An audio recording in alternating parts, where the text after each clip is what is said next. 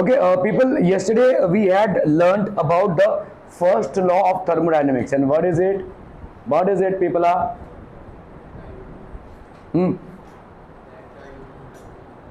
delta U is equal to नहीं delta U is equal to Q plus W. ठीक है. सो आपका भाई साहब डेल्टा U मतलब देखो डेल्टा U मतलब इंक्रीज इन इंटरनल एनर्जी और change in internal energy that will be equal to Q plus W. ठीक है. The amount of heat that enters the system and W which is basically the amount of work done either on the system और by the system. ठीक है. अगर work done on the system होता है बाबू क्या हो जाएगा? Work done on the system. क्या मेरा भैया नहीं minus work done on the system क्या हो? बहुत मारूंगा बता रहा हूं मैं. क्या positive on the system? On the system अगर सिस्टम पे वर्क कर रहे हो आप, हाँ चलिए पॉजिटिव कितना होगा?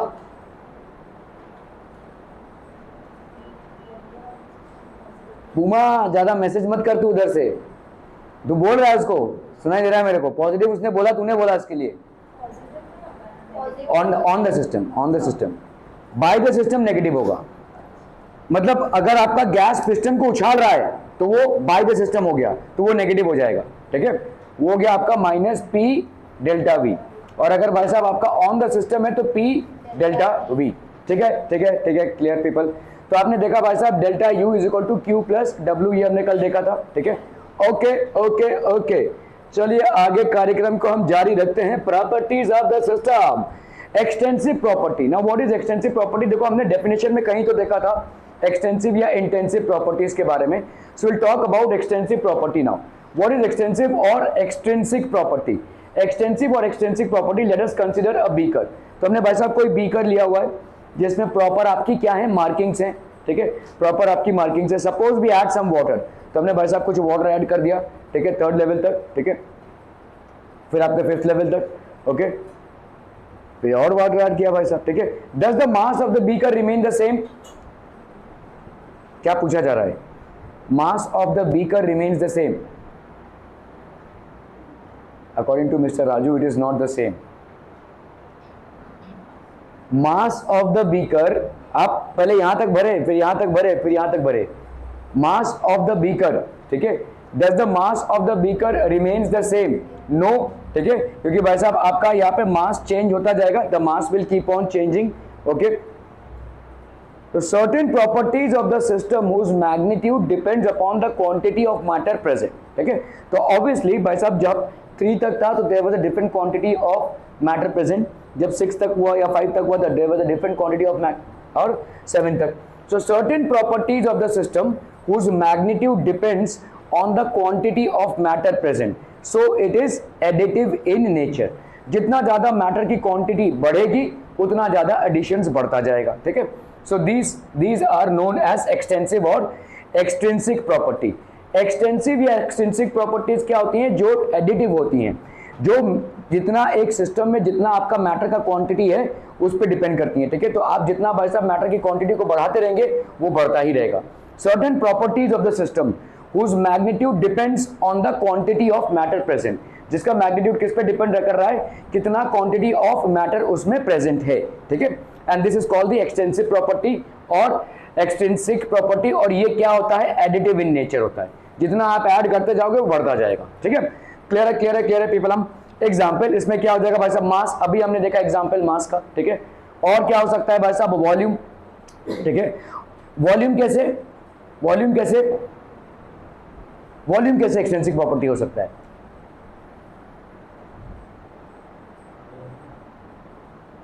जैसे मास में तुमने भाई साहब ऐड किया वैसे वॉल्यूम में भी ऐड कर सकते हो. ये तो लिक्विड का हो गया. गैस का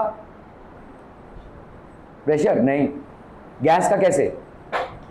देखो एक कोई लेट से एक बॉक्स है, इसमें तुमने गैस भरा हुआ है. ठीक है. इस बॉक्स को तुमने भरा हुआ है. अभी लेट से पिस्टन है. अभी तुमने इसको बढ़ा दिया तो क्या तुमने इसका वॉल्यूम इंक्रीज कर दिया? गैस में जो मैटर है वो सेम ही है लेकिन तुमने इसका वॉल्यूम इंक्रीज कर दिया. ठीक है. So yes volume can also be increased. Surface area, internal energy. ठीक है. Free energy, enthalpy, entropy, heat capacity, ये सारे तमाम जो चीजें हैं वो आपकी क्या हो जाएंगी? Extensive property. Mass, volume, surface area तो हम जानते ही हैं.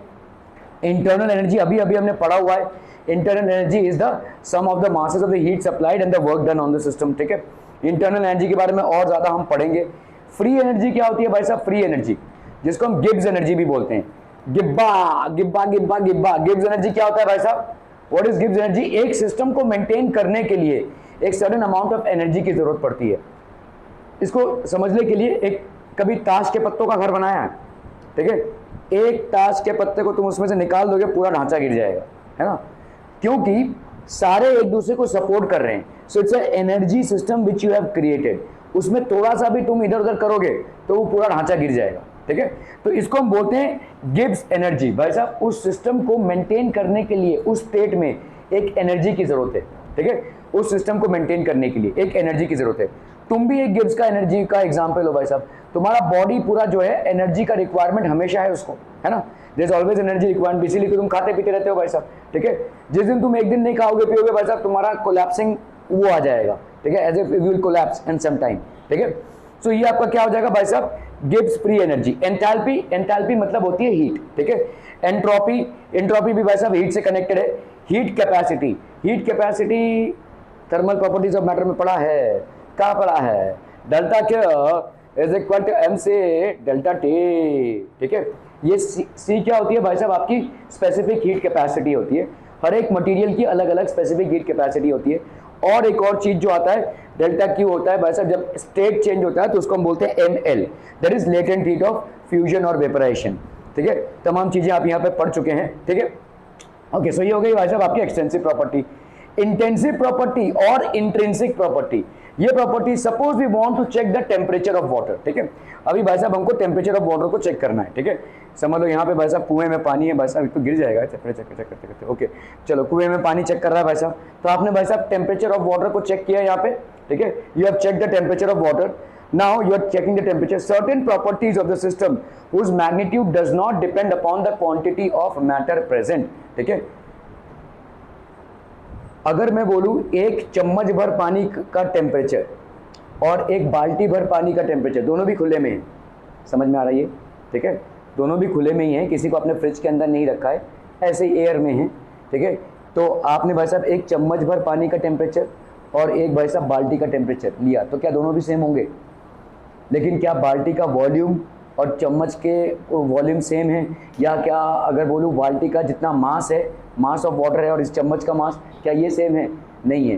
तो इसका मतलब क्या हुआ? टेम्परेचर दोनों में सेम है, हालांकि there magnitude of the quantity of matter content in them is not the same.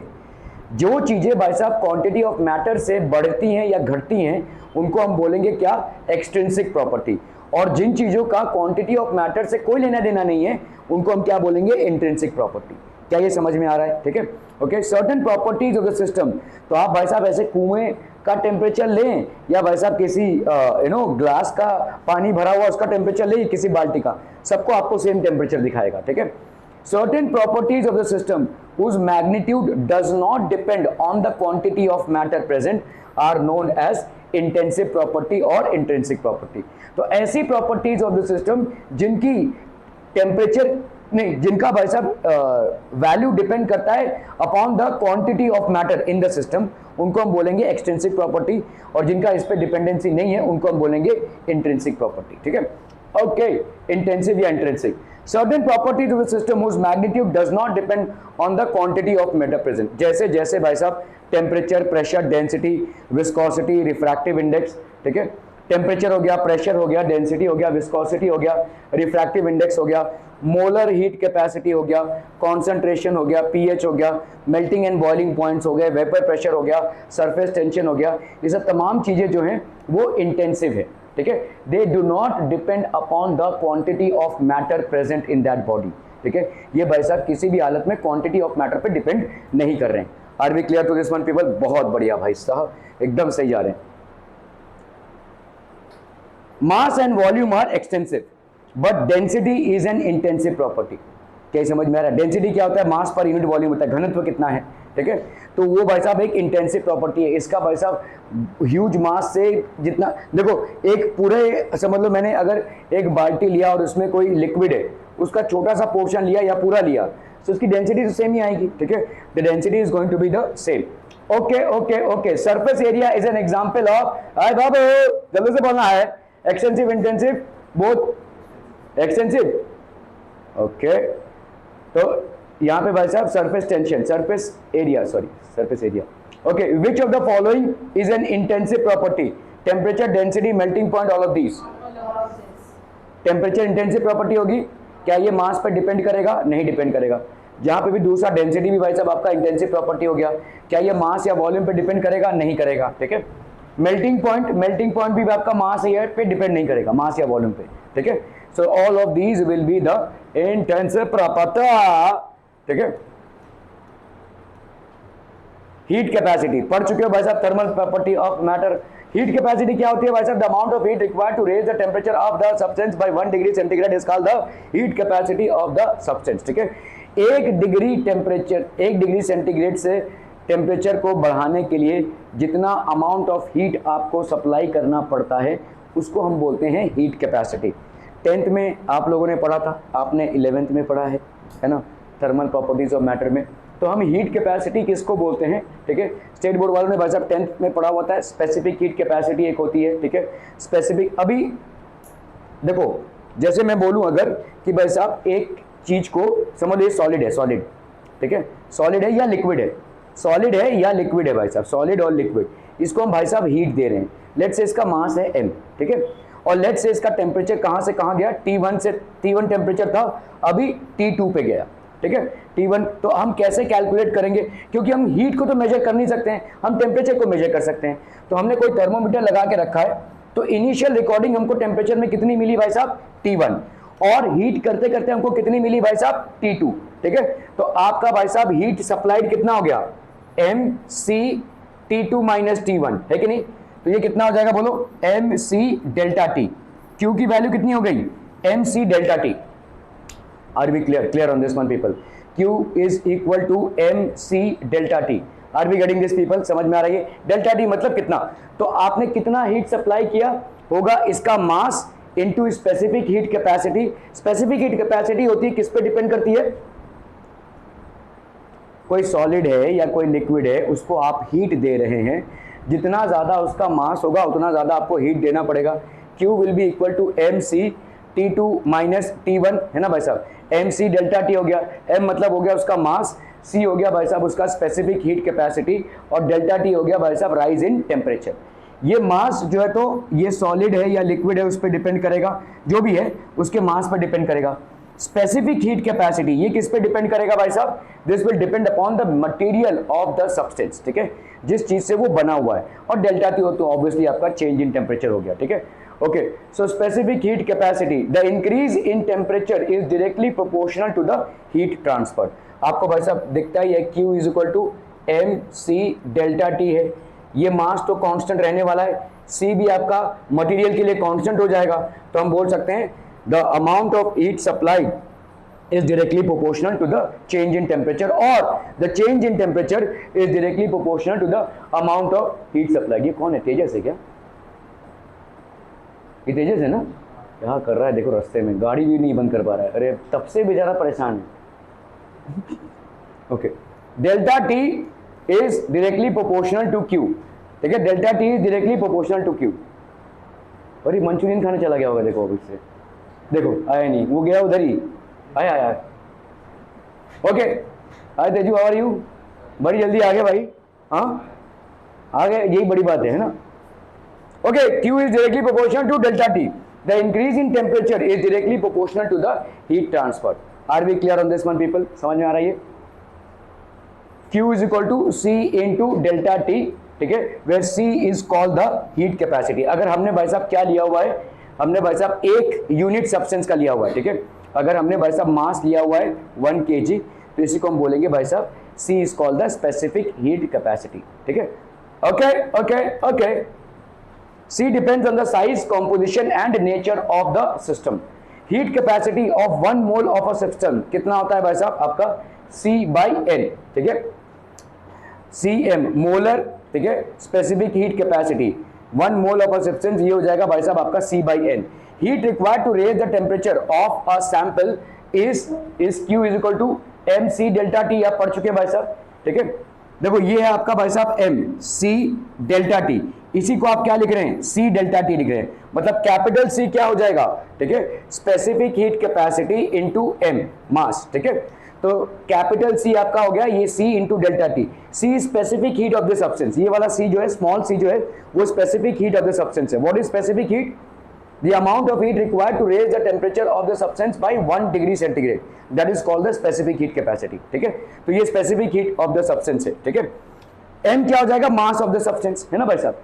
mc delta t is not a new concept to you, I think everybody should be knowing about this, कि भाई साहब जब आप किसी substance को heat supply करते हैं तो Q क्या होता है, the amount of heat supplied is mc delta t, ठीक है। m हो गया आपका मास, c हो गया specific heat capacity, delta t हो गया भाई साहब आपका चेंज इन टेम्परेचर, ठीक है। ये m और c को कंबाइन करके हम क्या बोलते हैं भाई साहब, capital C, C delta t, ठीक है। यहाँ पे आपने c को क्या माना है, obviously specific heat capacity of the substance, m क्या है आपका मास ऑफ द सब्सटेंस है, ठीक है। और यहाँ पे डेल्टा t क्या हो जाएगा, change in temperature, delta t will be the change in temperature. Mathematical expression of heat capacity भाई साहब क्या हो जाएगा, Q is equal to capital C delta t, C is equal to Q delta T is equal to C into Q, which one of this, none of these, पहला वाला होगा भाई साहब, Q is equal to capital C into delta T। ये वाला जो C है ना, ये क्या है भाई साहब आपका, ये कैपिटल C को हम क्या बोलेंगे भाई साहब, मोलर हीट कैपेसिटी, ठीक है, मोलर हीट कैपेसिटी। चलिए करते हैं भाई साहब इसको C delta T, okay. So amount of heat required to raise the system's temperature by 1 degree centigrade, C is called the heat capacity. तो पूरे सिस्टम का, ठीक है, is called the heat capacity of a substance, मतलब जितना भी उसका मास होगा पूरे सिस्टम को 1 डिग्री राइज इन टेम्परेचर के लिए जितना हीट आपको देना पड़ेगा, that is known as capital C, ठीक है। In Q C delta T depends upon, C depends upon किस पे, C पे डिपेंड करेगा भाई साहब, साइज पे डिपेंड करेगा, कॉम्पोजिशन पे डिपेंड करेगा, नेचर ऑफ द सिस्टम पे डिपेंड करेगा, so it will depend on all of the above, ठीक है। Q C delta T, relationship between, अभी आता है आपका भाई साहब specific heat capacity at constant pressure, specific heat capacity at constant volume for an ideal gas, ठीक है। और आपका आता है भाई साहब पॉइजन रेशियो, जिसको हम क्या बोलते हैं, गामा, ठीक है। ये हम पढ़ेंगे अभी। ये एडियाबैटिक प्रोसेस में जैसे मैंने उस दिन आपको बताया था भाई साहब, PV रेज टू गामा, ये आपका कांस्टेंट होता है, उस पर हम आएंगे, ठीक है। ओके ओके ओके भाई साहब, specific heat capacity at constant pressure, what is it, the amount of heat required to raise the temperature of a system by 1 degree centigrade at constant pressure is known as specific heat capacity of the system at constant pressure, ठीक है। Specific heat capacity at constant volume, the amount of heat required to raise the temperature of a system by 1 degree centigrade keeping the volume constant is known as specific heat capacity at constant volume, simple, ठीक है। of an ideal gas at constant volume the heat capacity is CV, ठीक है, at constant volume the heat capacity is CV। तो आपका भाई साहब क्या हो जाएगा, QV will be equal to CV into delta T, और यही QV भाई साहब क्या हो जाएगा, देखो CV into डेल्टा T, यही तो आपका इंक्रीज इन इंटरनल एनर्जी होगा भाई साहब। समझ लो आपने कांस्टेंट वॉल्यूम, गैस के वॉल्यूम को कांस्टेंट रखा है। देखो इस चीज को समझो, लॉजिकली भी चीजों को समझनी है, ठीक है। देखो समझो ये भाई साहब कोई गैस का कंटेनर है, ध्यान देना इधर, ठीक है। हमने भाई साहब क्या किया है, यहाँ पे एक फिक्स्ड पिस्टन ले लिया है, मतलब ये पिस्टन ऊपर नीचे नहीं जा सकता, ठीक है। You have taken a fixed piston, now what you are doing is basically heating it. जब आप इसको हीट कर रहे हैं, ये पिस्टन ऊपर नहीं जा सकता, they can not be any increase in volume. तो हमारा कौन सा स्पेसिफिक हीट लग जाएगा यहाँ पे, specific heat capacity at constant volume लगेगा, ठीक है। क्लियर है। तो मुझे बताओ अभी ये जो एनर्जी है, देखो तुमने क्या पढ़ा था कि भाई साहब इंटरनल एनर्जी है, देखो internal energy is equal to Q plus W, है ना। क्या तुम्हारा गैस कोई वर्क डन कर पा रहा है, क्या इसके वॉल्यूम में कोई बढ़ोतरी या घटोतरी हो रही है, तुम्हारा पिस्टन फिक्स्ड है भाई साहब, ठीक है। तो यहां पे आपका वर्क डन क्या हो जाएगा, 0, क्या हो गया, ठीक है, वर्क डन क्या हो जाएगा, 0। तो इसका मतलब इंटरनल एनर्जी का इंक्रीज क्या हो जाएगा, जितना अमाउंट ऑफ हीट आप उसको सप्लाई करेंगे वही आपके इंटरनल एनर्जी का इंक्रीज क्रिएट करेगा। समझम, बहुत बढ़िया, ठीक है। क्लियर है? तो ये देखो यहाँ पे आपने जब हीट सप्लाई किया हुआ है, आपने गैस के वॉल्यूम को कांस्टेंट रखा है, तो भाई साहब that entire amount of heat will go in increasing the internal energy of the system. Are we clear on this one, people? Clear. And this is known as specific heat capacity at constant volume, which means the amount of heat that you require to raise the temperature of the gas by 1 degree centigrade if you are keeping the entire system at constant volume. आप भाई साहब volume का कोई change इसमें accommodate ही नहीं कर रहे हैं. क्लियर है? तो वर्क डन आपका ऑब्वियसली क्या हो जाएगा भाई साहब? 0. ठीक है. So QB at constant pressure the specific heat capacity is भाई साहब CP.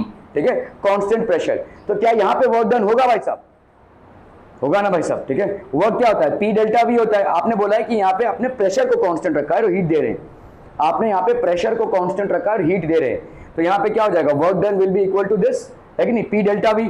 ठीक है, तो यहाँ पे QP क्या हो जाएगा? CP delta T and that is basically to equal to enthalpy, that is delta H. ठीक है, at constant pressure the amount of heat given will be equal to specific heat capacity at constant pressure delta T and that will be equal to delta H. The difference between constant pressure and constant volume can be derived for an ideal gas as for 1 mole of an ideal gas. किसी भी ideal gas के लिए हम ये बोल सकते हैं कि भाई साहब डेल्टा H क्या है? बोलो ना, CP डेल्टा T, है ना? Delta T. ठीक है, for 1 mole of an ideal gas this will be equal to increase in the enthalpy will be equal to increase in its internal energy plus, अभी यहां पे देखो डेल्टा PV है. Delta PV भाई साहब क्या होता है? मतलब एक बार होगा आपका P डेल्टा V और एक बार होगा आपका V डेल्टा P. समझम. ठीक है, जैसे होता है आपका देखो DPV मैंने ले लिया यहाँ पे DPV.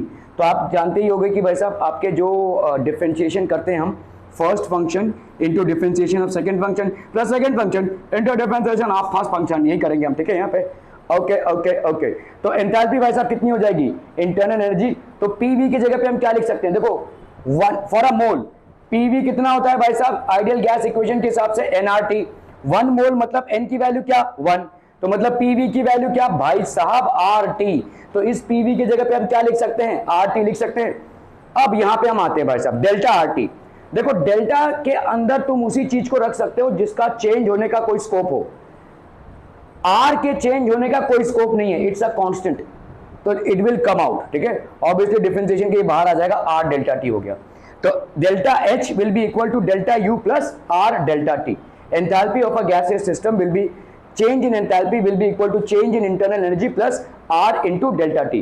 Clear. Substituting delta H and delta U we have. अभी आप भाई साहब डेल्टा H की वैल्यू यहाँ पे डालो, कितना हो गया? CP delta T.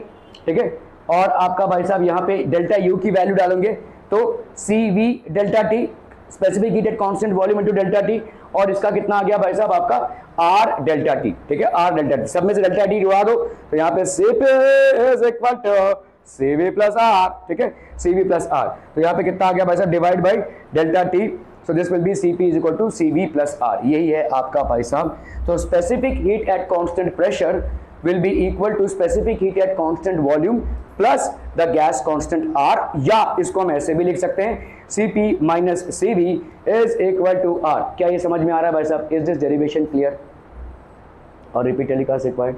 No required. बहुत बढ़िया. ठीक है, क्या है? CP minus CV आपका हो गया भाई साहब R. Okay, Poisson ratio. Poisson भाई साहब साइंटिस्ट का नाम है, यहाँ पे जहर नहीं है. ठीक है, it is a ratio between the heat capacities of a substance measured at constant pressure and constant volume, जिसको हम गामा बोलते हैं. Gamma is equal to CP by CV. ठीक है, ओके. तो गामा कितना हो जाएगा भाई साहब? CP by CV. तो याद रखो mono atomic gases. Mono atomic gases क्या होते हैं तेज? मोनो एटॉमिक गैसेस, यस वर्षा देवी. मोनोएटॉमिक गैसेस, आई कावेरी.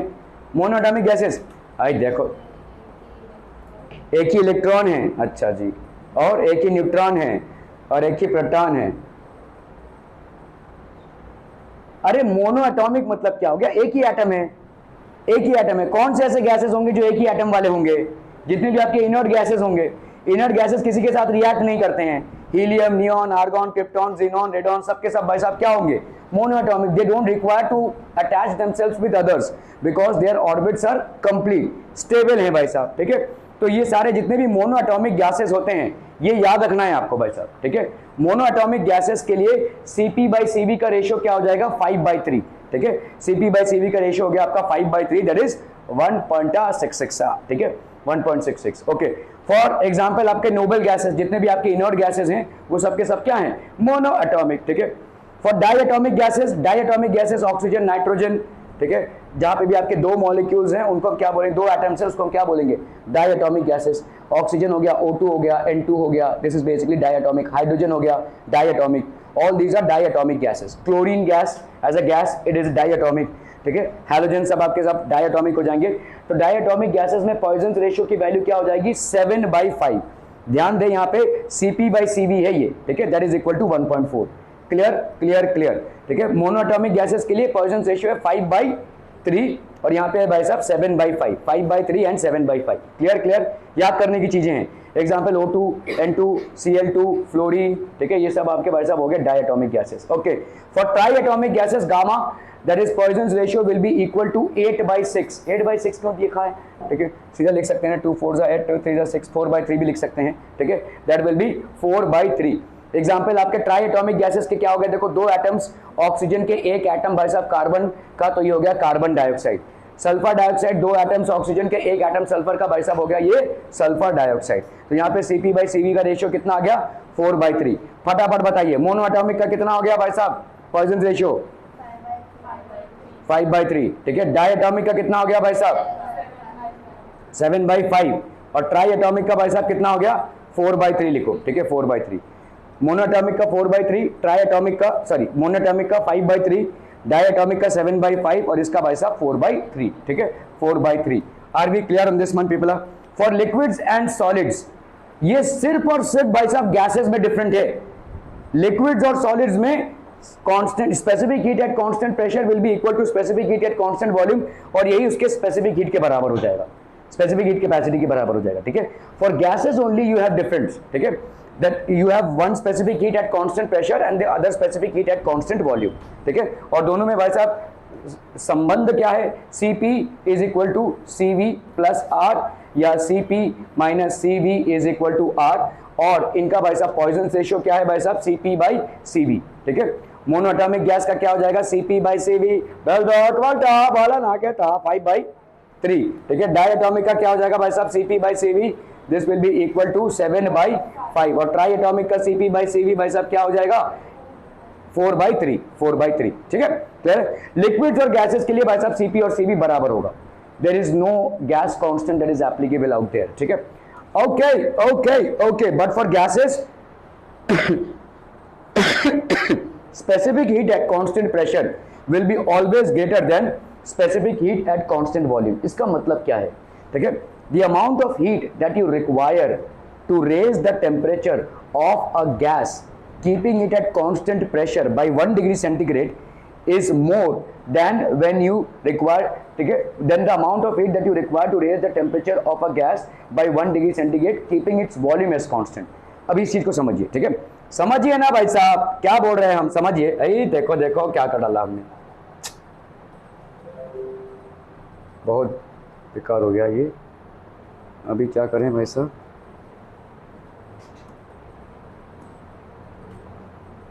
ओके, यहां पे भाई साहब आपका Cp जो है वो Cv से ज्यादा क्यों है? ठीक है, दिस इज व्हाट, जाओ भागो ना यहाँ तुम ऐसा. ठीक है, Cp मतलब क्या हो जाएगा भाई साहब? Specific heat at constant pressure. ठीक है, कांस्टेंट प्रेशर. इसका मतलब क्या हो जाएगा भाई साहब? Amount of heat required to raise the temperature by 1 degree centigrade. Amount of heat required to raise the temperature by 1 degree centigrade at constanta pressura. अभी हम इसमें आते हैं. ठीक है, समझो भाई साहब, यहाँ पे एक कोई पिस्टन है.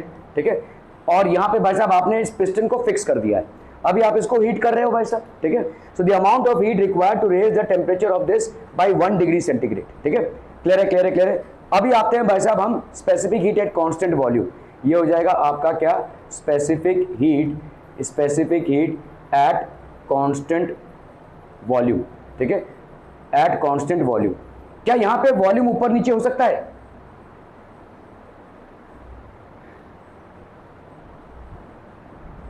कांस्टेंट प्रेशर है, वॉल्यूम ऊपर नीचे हो सकता है, ठीक है। कांस्टेंट प्रेशर है भाई साहब। देखो प्रेशर के साथ वॉल्यूम का क्या रिलेशनशिप है, इनवर्स रिलेशनशिप है, ठीक है। आप अगर भाई साहब वॉल्यूम को बढ़ाएंगे तो प्रेशर कम हो जाएगा, अगर भाई साहब आप वॉल्यूम को घटाएंगे तो प्रेशर ज्यादा हो जाएगा। तुम यहाँ पे क्या बोल रहे हो कि प्रेशर कांस्टेंट है, मतलब वॉल्यूम ऊपर नीचे हो सकता है। तुम्हारा प्रेशर जो है गैस का वो कांस्टेंट है, मतलब वॉल्यूम ऊपर नीचे हो सकता है, ठीक है। तो इसका मतलब क्या होगा, इसका मतलब समझ में आ रहा है? देखो यहां पे जब हम पिस्टन को पूरा पूरा फिक्स कर देंगे, एकदम इमूवेबल कर देंगे, तब हम उसको बोल रहे हैं constant volume, that is constant volume, ठीक है। So amount of this is what, amount of heat required, amount of heat required to raise the temperature by 1 degree centigrade at constant volume, ठीक है, क्लियर है।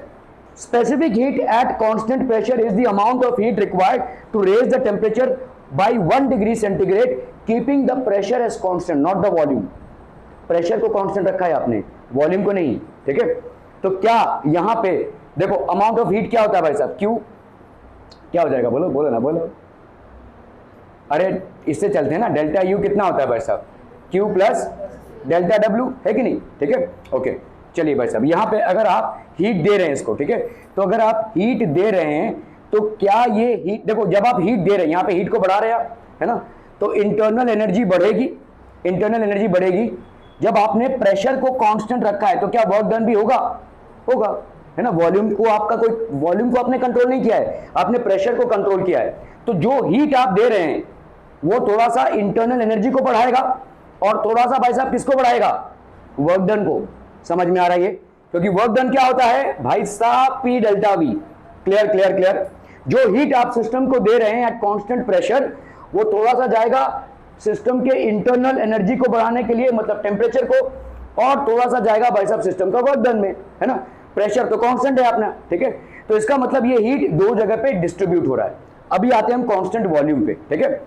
तो यहां पे भी लिखते हैं भाई साहब डेल्टा यू, ये हो गया क्यू, प्लस भाई साहब क्या हो गया, डेल्टा डब्ल्यू। मुझे सॉरी डब्ल्यू, अभी बताओ डब्ल्यू बनेगा यहाँ पे कांस्टेंट वॉल्यूम में। डब्ल्यू क्या होता है भाई साहब, पी डेल्टा वी होता है। डेल्टा वी आपका जीरो है, तो मतलब ये क्या हो जाएगा, जीरो। मतलब जो हीट आप दे रहे हैं वो पूरा का पूरा किस में जा रहा है, इंटरनल एनर्जी, मतलब टेम्परेचर को बढ़ाएगा। क्या ये समझ में आ रहा है, ठीक है। तो इसका मतलब सेम अमाउंट ऑफ हीट में किसका टेम्परेचर ज्यादा बढ़ेगा, किसका टेम्परेचर ज्यादा बढ़ेगा। सेम अमाउंट ऑफ हीट आप एक कांस्टेंट प्रेशर पे दे रहे हैं और एक आप कांस्टेंट वॉल्यूम पे दे रहे हैं, किसमें ज्यादा टेम्परेचर बढ़ेगा भाई साहब, इसमें, क्योंकि इसका कोई वर्क डन में जा ही नहीं रहा है। यहाँ पे वर्क डन में आपका वेस्ट हो रहा है थोड़ा सा हीट। क्या ये समझ में आ रहा है। तो इसीलिए आपको ज्यादा हीट देना पड़ेगा in order to raise the same amount of temperature, और इसीलिए specific heat at constant pressure is always greater than specific heat at constant volume, ठीक है। You will have to basically engage a greater amount of heat in order to raise the temperature of the substance by 1 degree centigrade at constant pressure than and at constant volume, ठीक है, clear है। समझम समझम समझम भाई साहब, बहुत बढ़िया बढ़िया। For try atomic gases भाई साहब 4/3 हो गया ये। Okay, what is the relationship between Cp and Cv for an ideal gas. सदा कौन सा रिलेशनशिप बताना, जल्दी से बताना, जल्दी से। फर्स्ट वाला Cp minus Cv is equal to R। बहुत बढ़िया भाई साहब। Poisson ratio for diatomic gases, हाय कावेरी फटाक से 7/5। 7/5 मतलब आपका होगा कितना भाई साहब, 1.4, ठीक है। Okay okay okay. Types of chemical reaction, types of chemical reaction, एक होता है भाई साहब आपका एक्सोथर्मिक। और चाची आधे घंटे का पेपर था, तुम लोग तब से 1 घंटे से क्या कर रहे हो पता नहीं, ठीक है। Exothermic reaction, a chemical reaction which occurs with the evolution of heat is known as an exothermic reaction. ऐसा कोई भी रिएक्शन जिसमें भाई साहब आपका हीट इवॉल्व होता है उसको हम बोलते हैं एक्सोथर्मिक रिएक्शन। तुम्हारा कब से, 6:30 बजे से? कांग्रेस का ना ना, ठीक है। N2 प्लस 3H2 कितना हो गया भाई साहब, अमोनिया प्लस आपका भाई साहब 92 किलो जूल्स।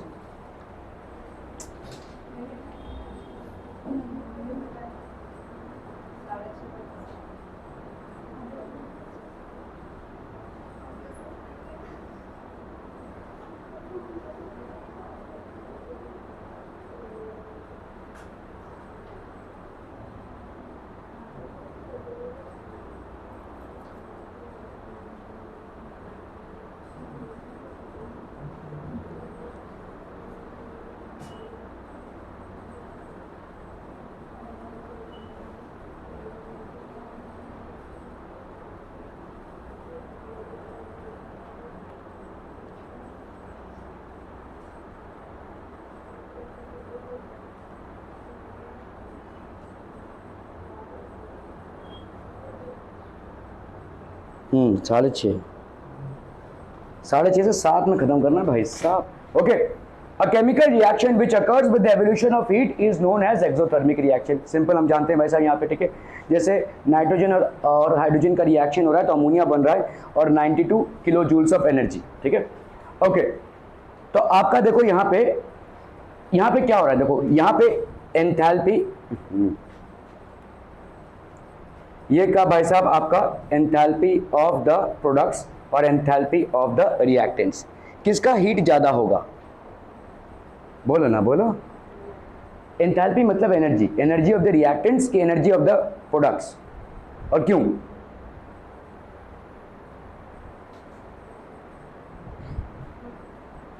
हो गया?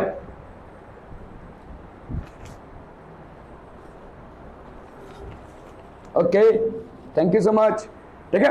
देखो यहाँ पे भाई साहब आपका ये रिएक्टेंट बन रहा है, रिएक्टेंट प्लस क्या है भाई साहब, देखो रिएक्टेंट प्लस कितना है, 92 किलो जूल से, ठीक है। हाँ हाँ बेटा बहुत बढ़िया, यूसुफ की कमी तू ही पूरी कर दे, ठीक है। H P is equal to भाई साहब क्या हो जाएगा, एच पी, ठीक है। देखो एच पी, सॉरी ये एच पी है, अरे क्या कर रहे हैं भाई साहब, ये एच आर है, ठीक है। हीट ऑफ द रिएक्टेंट्स और ये हो गया हीट ऑफ द प्रोडक्ट्स, तो obviously heat of the products plus 92 kilo joules, this is equal to heat of reactants, है कि नहीं, ठीक है। तो बट ऑब्वियस सी बात है यहाँ पे कि heat of the reactants will be more than the heat of the products. Are we clear on this one people? हम समझे?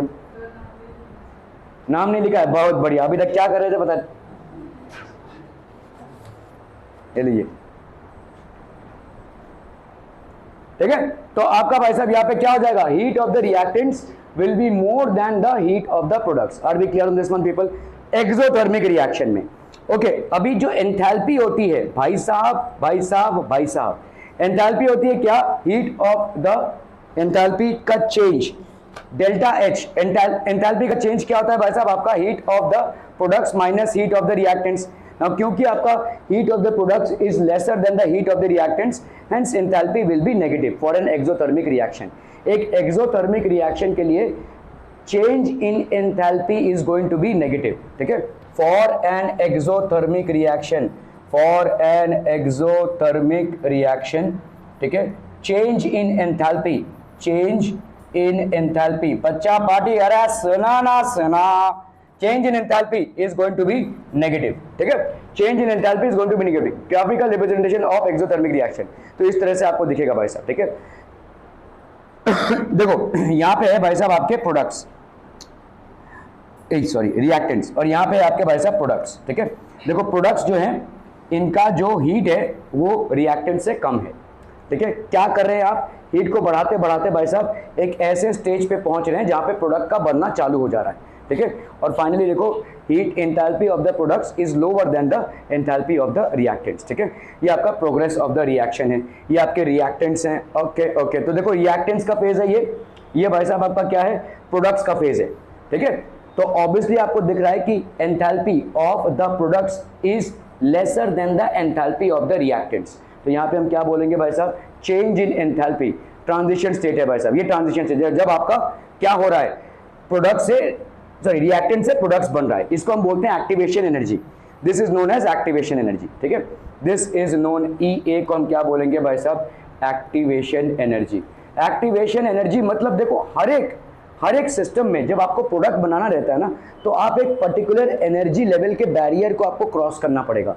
आपको सिस्टम को एक एनर्जी तक पहुंचाना पड़ेगा, उसके बाद उसका प्रोडक्ट बनना चालू हो जाएगा, ठीक है। So you will have to bring the system to a particular temperature, ठीक है।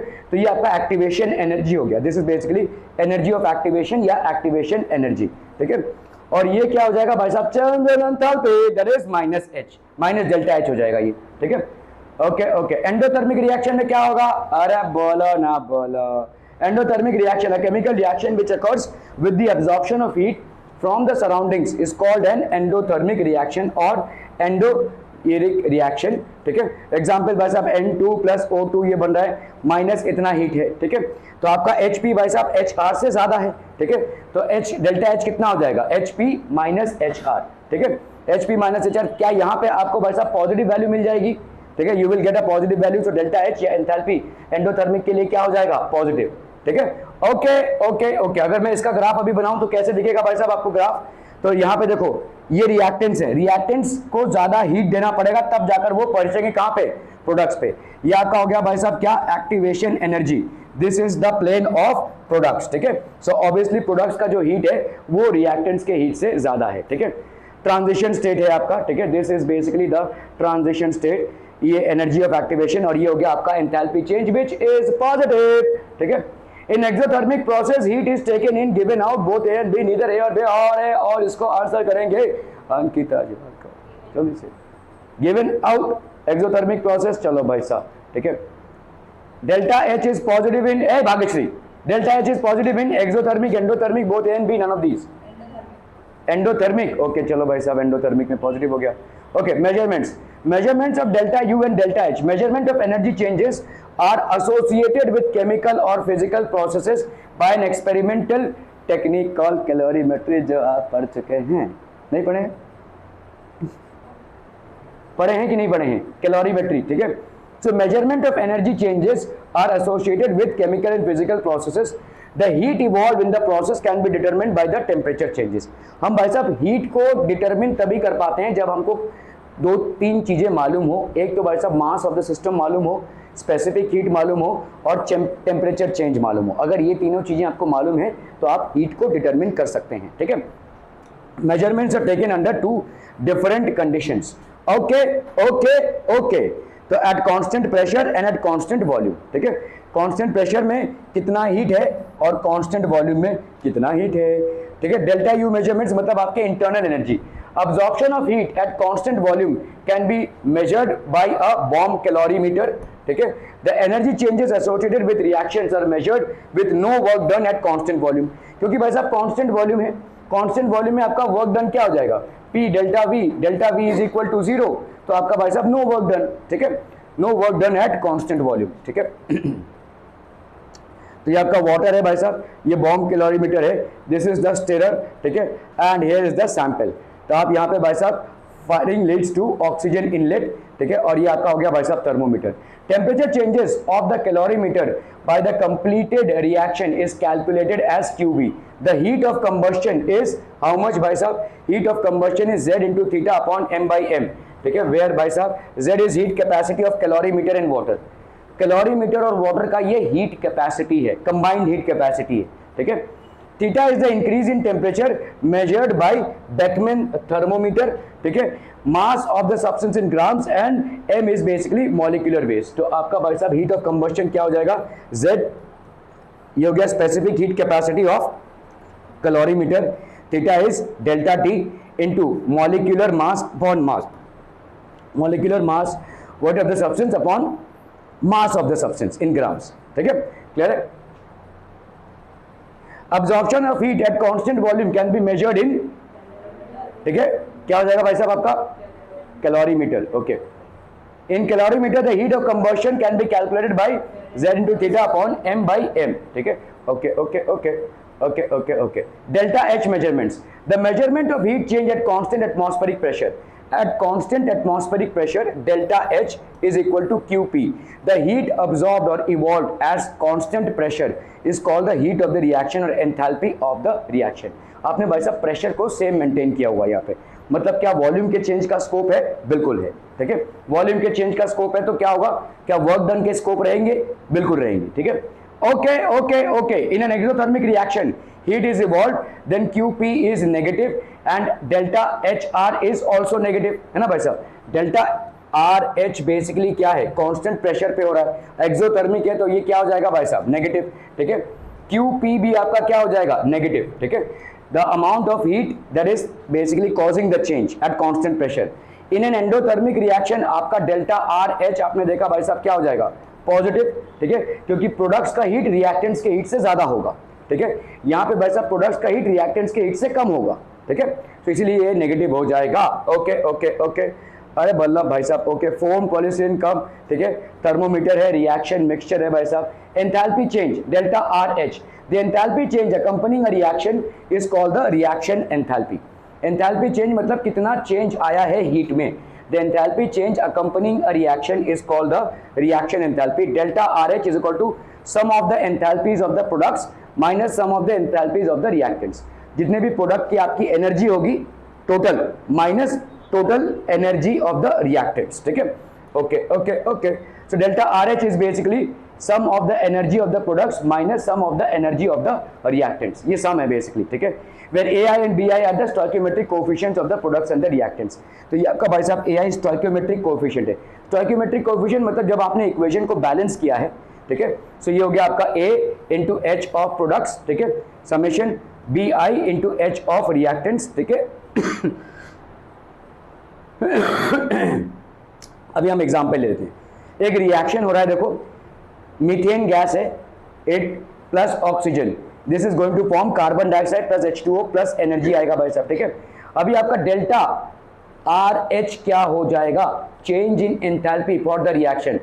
नींद आ रही है तुमको? नहीं, इसको बोलो, ठीक है? आपका भाई साहब मीथेन गैस है, 2O2 है भाई साहब, यहाँ पे क्या फॉर्म हो रहा है? Carbon dioxide plus water. Clear भाई साहब, ठीक है? कंबस्शन ऑफ मीथेन गैस है, इट विल प्रोड्यूस एनर्जी। अगर ये एनर्जी प्रोड्यूस करेगा, कोई भी आपका जो कार्बन फ्यूल होता है, जो भी आपका भाई साहब ऑर्गेनिक फ्यूल है, ये methane gas is an excellent, और गोबर गैस जिसको हम बोलते हैं, ठीक है? तो इससे एनर्जी लिबरेट होती है। अगर ये एक्सोथर्मिक प्रोसेस है तो मुझे बताओ डेल्टा RH पॉजिटिव होगा या नेगेटिव? नेगेटिव होगा भाई साहब, ठीक है? ओके। अभी हम डेल्टा RH को कैलकुलेट कैसे करेंगे? Heat of carbon dioxide gas, कितने मोल्स का कार्बन डाइऑक्साइड गैस है यहाँ पे? एक ही मोल दिख रहा है ना भाई साहब, 1 मोल स्टोइकियोमेट्रिक, ठीक है? रो रही हो क्या तुम? नहीं, ओके। तो यहाँ पे HM, नहीं भाई साहब, इतना प्रेशर भी हमने यहाँ पे नहीं दिया कि तुम रो दो, ओके? HM ये हो गया क्या भाई साहब? CO2, ठीक है? ओके। 2H2O, तो यहाँ पे भाई साहब 2HM। ये रोने वाले ये लोग है क्लास 12 वाले भाई साहब, क्या रोते हैं लोग। हमको गरबा खेलने जाना है, हमको एक मेरे को मैसेज कर रहा है आज कि हम टेस्ट दे देंगे और टेस्ट के बाद गरबा खेलने के लिए निकल जाएंगे। नहीं, टेस्ट देने की जरूरत नहीं है, तुम भाई साहब जाओ, आने की भी जरूरत नहीं है। ये तुम पूछ रहे हो और भाई साहब बता रहे हो, ये पूछना हुआ या बताना हुआ? भाई पूछ लो ना कि सर क्या जा सकते हैं, क्या ऐसा। हम टेस्ट देंगे और उसके बाद सीधा गरबा खेलने निकल जाएंगे। मैसेज है मेरे पास, ओके? HMCO2, ठीक है? यहाँ पे भाई साहब हो गया HM और ये हो गया आपका CO2, ठीक है? प्लस 2HMH2O, 2HM भाई साहब H2O। सेलिब्रेट करो भाई साहब, मेरे को सेलिब्रेशन से कोई नफरत नहीं है, आप सेलिब्रेट करो, लेकिन मेरे को कुछ तो इंडिकेशन दे दो ना। अभी मैं आपको बता रहा हूँ, ये जो अतुल सर आपको पढ़ाने आते हैं, ये पता नहीं कहाँ से घूम कर आते हैं आपको पढ़ाने के लिए। ये नेरुल जाते हैं, AMNR इधर जाते हैं, फलासफा जाते हैं, फिर जाकर यहाँ पे आते हैं। तो उस बंदे को अपना टाइम टेबल शेड्यूल करने के लिए कितना घूमना पड़ता है। उसने मेरे को 1 हफ्ते पहले बता दिया ये मेरा टाइम टेबल है, उसके हिसाब से मैं टाइम टेबल एडजस्ट करता हूँ। अगर आप अचानक भयानक में 3 घंटे पहले बोलोगे हम गरबा खेलने जाएंगे, भाई साहब इस बंदे को जो मैंने इतने दूर से बुलाया है, वो उसका टाइम तो आप खोटी कर रहे हैं ना। Try and understand these things. ये जो बालेंद्र पटेल सर है, ये भी भाई साहब खारघर में रहते हैं, वो इधर जाते हैं पढ़ाने के लिए, फिर इधर से इधर जाते हैं तो बीच में इधर आ जाते हैं। तो try and understand these situations as well. आप अगर 2-3 घंटे पहले मुझे बोलेंगे कि नहीं आज हम ना मास बंकिंग करने वाले हैं, अरे भाई साहब क्या है ये थोड़ा सा सेंस लगाइए ना चीज़ों में। आपको करना है, आप मेरे को मतलब बता दीजिए। कल जैसे मुझे बताया गया कि NHPS के लोग भाई साहब नहीं आ सकते, क्यों? क्योंकि उनका कुछ तो आपका क्या है, पिकनिक है। तो मैंने मैथ्स वालों का क्लास रखा ही नहीं था, देखो केमिस्ट्री वालों को नहीं रखा था हमने। लास्ट में मैंने क्लास ही नहीं रखा, बायो का क्लास रखा, क्योंकि मुझे मालूम है कि वहाँ पे मैक्सिमम मैथ्स वाले हैं, नहीं रखा मैंने। तो उस तरह से एडजस्टमेंट हम कर सकते हैं ना। यहाँ पे भाई साहब तावड़ को तुम 2-3 घंटे पहले बताओगे क्या हम यहाँ पे क्या। Okay, so try and value other people's time, only then your time will be valued. आप बिल्कुल बेइंतहा जा सकते हैं भाई साहब, बोल कर तो देखो। अब तो सब बैठे रहेंगे, तू बोल है, तू बोल, तू बोलो यार, कोई दिक्कत नहीं है, लेकिन एक ऐसे टाइम पे बोलो कि जब मैं व्यवस्था कर सकूं। ओके, तो यहाँ पे भाई साहब क्या हो जाएगा, डेल्टा RH HMCO2, ठीक है, डेल्टा RH HMCO2 गैस हो गया। अभी आते हैं भाई साहब इसमें 2HMH2O, ये हो गया लिक्विड, ठीक है, समझ में आ रहा है। ये क्या हो जाएगा, स्टोइकियोमेट्रिक कोफिशिएंट से, देखो स्टोइकियोमेट्रिक कोफिशिएंट से आप heat of CO2 twice of heat of H2O, ये आपका स्टोइकियोमेट्रिक कोफिशिएंट यहाँ पे 2 है। ये हो गया क्या आपका, हीट ऑफ क्या हो गया, reactants minus heat of products, ठीक है।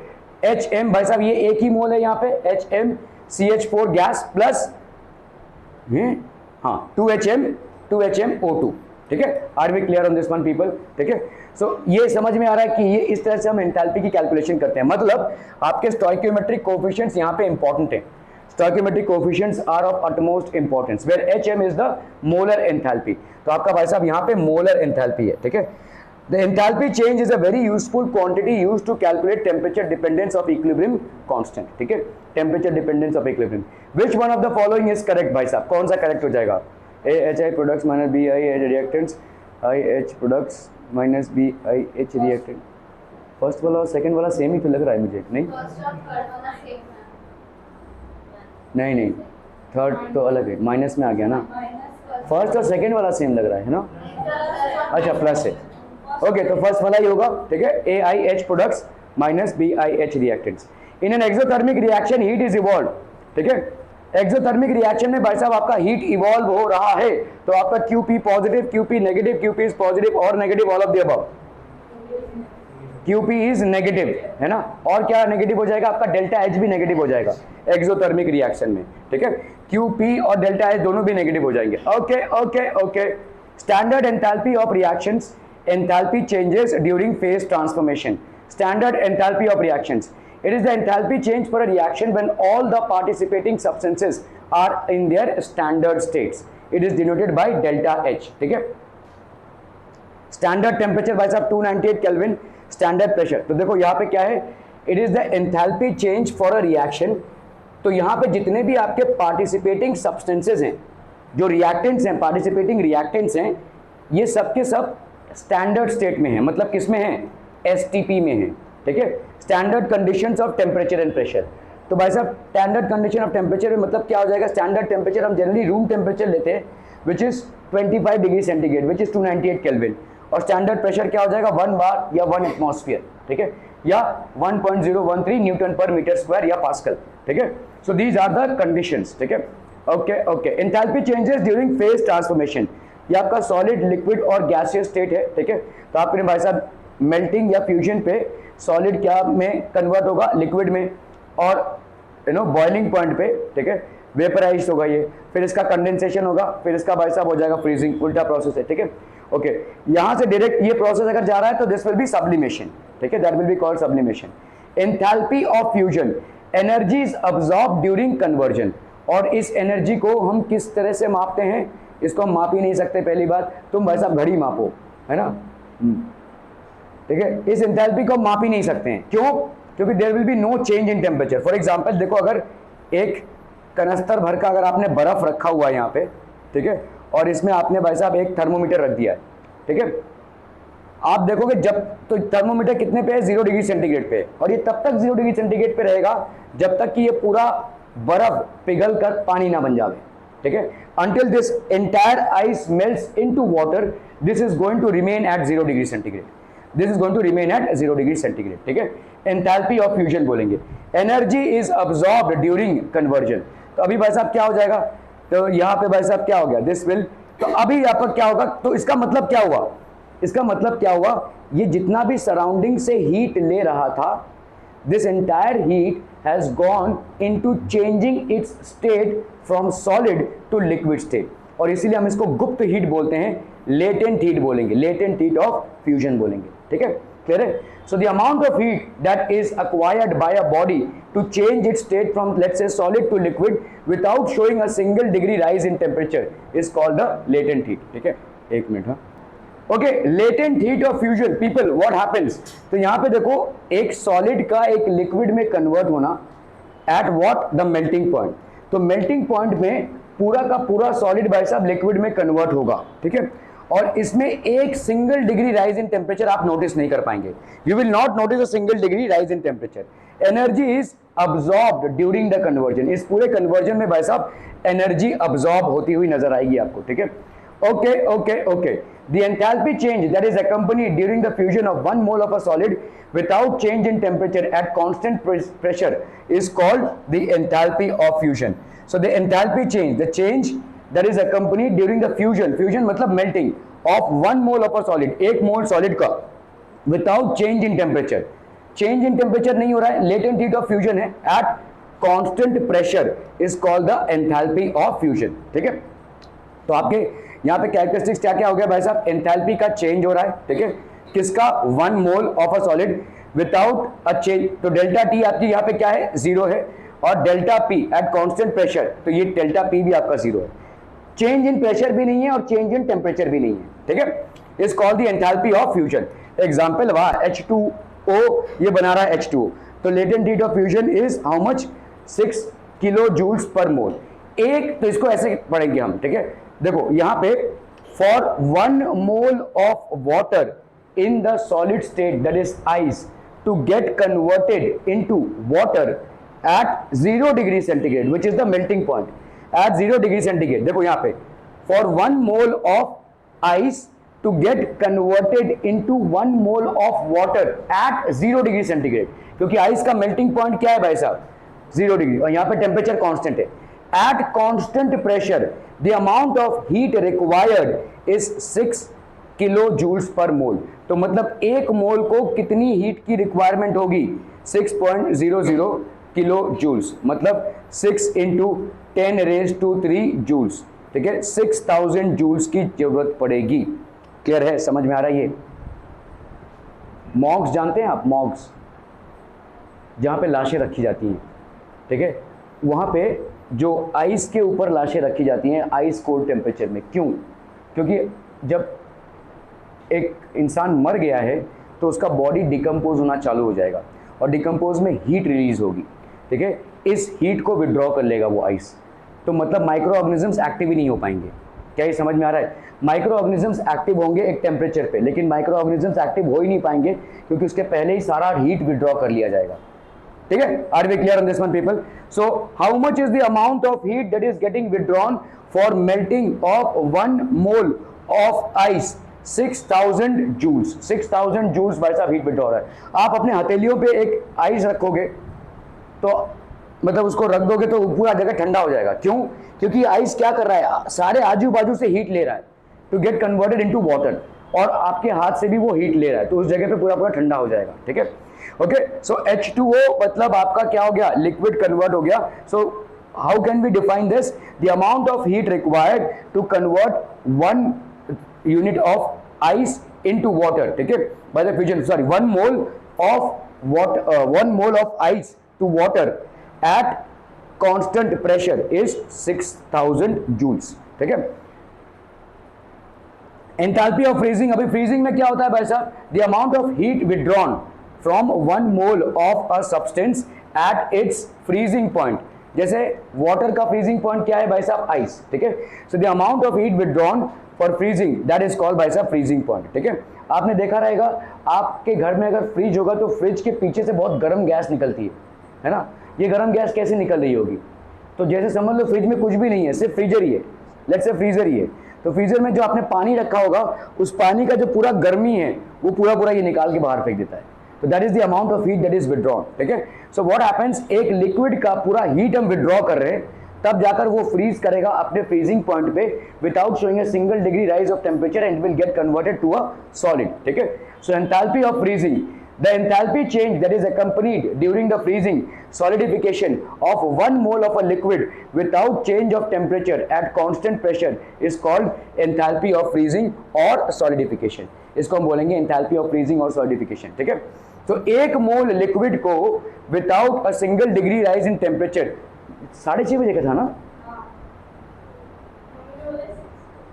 ठीक है चलेगा, लेकिन तुम्हारा क्लास 7 बजे है, तुमको पेपर में अभी दे सकता हूं, हाँ टेस्ट दे दूं, ठीक है।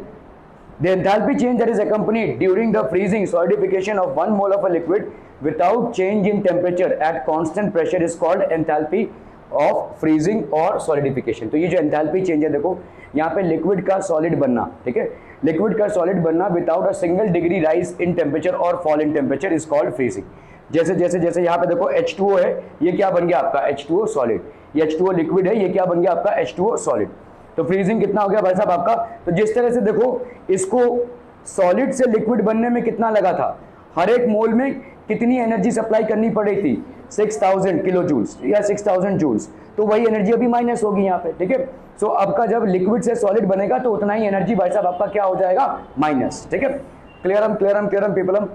Enthalpy of vaporization, energy is absorb during conversion, ठीक है। The enthalpy change that is accompanied during the vaporization of 1 mole of a liquid to gas without change in temperature at constant pressure is called enthalpy of vaporization, ठीक है। तो एक मोल of a liquid, 1 mole of a liquid to gas without any change in temperature, so 1 mole of a liquid is getting converted to gas without any change in temperature at constant pressure। तो यहाँ पे भाई साहब क्या है, constant pressure पे, this is called enthalpy of vaporization, इसको हम बोलेंगे क्या, एंथैल्पी ऑफ वेपराइजेशन, ठीक है। ओके, जैसे आपका भाई साहब यहाँ पे H2O लिक्विड, ठीक है, that is getting converted to H2O gas, कितना आपको हीट लग रहा है यहाँ पे 40.79 किलो जूल्स पर मोल, एक मोल पे कितना लग रहा है भाई साहब 40.79। एंथैल्पी ऑफ कंडेंसेशन, ठीक है, energy is released during conversion, तो आपका भाई साहब कन्वर्जन में एनर्जी रिलीज होता है, ठीक है। The enthalpy change that is accompanied during the condensation of 1 mole of a gas to liquid without change in temperature at constant pressure is called enthalpy of condensation, ठीक है। इसको हम बोल देंगे भाई साहब सबके सब किससे कंसर्न है, भाई साहब सबके सब लिंक्ड है किससे, 1 मोल से, ठीक है।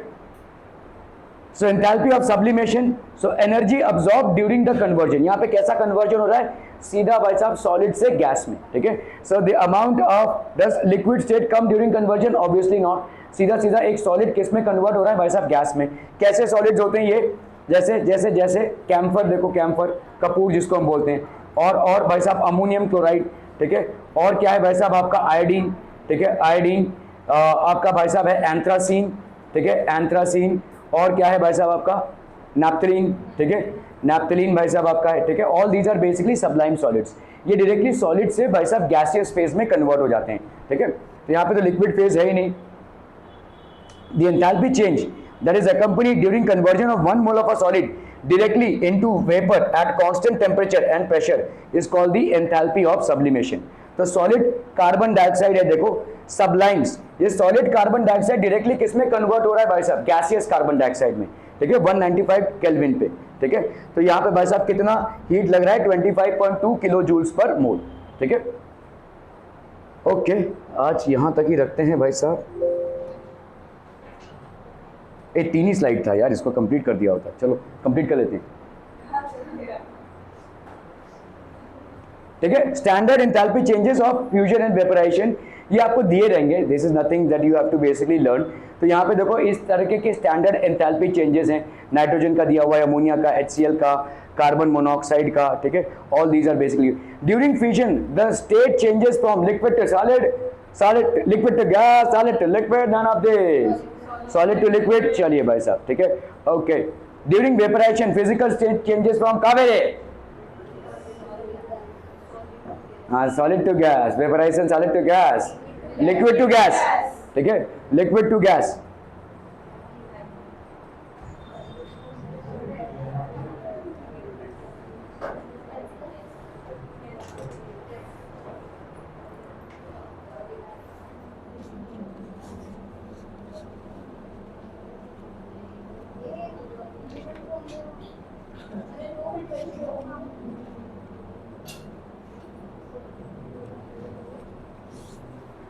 भाई साहब इधर बेहतर हो जाओ, इधर आ जाइए, और भाग्यश्री एक आगे आ जाओ उधर।